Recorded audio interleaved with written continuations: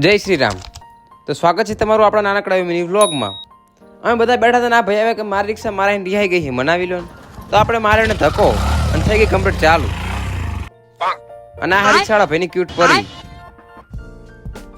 અમે બંને નીકળી ગયા સીધા દુકાન તરફ અને ચડી ગયા બ્રિજ. અને જો તમે આ મશીનને જાણતા હોય તો કોમેન્ટમાં જણાવી દેજો. પહોંચી ગઈ સીધા આપણે દુકાને. લાઈટો કરી મેં ટપાટપ ચાલુ કર્યું. સીધું જ પેલા તો એસી બેસી ગયો, સીધો સિસ્ટમ ચાલુ કરવાનું. સિસ્ટમ કરી દીધું ચાલુ.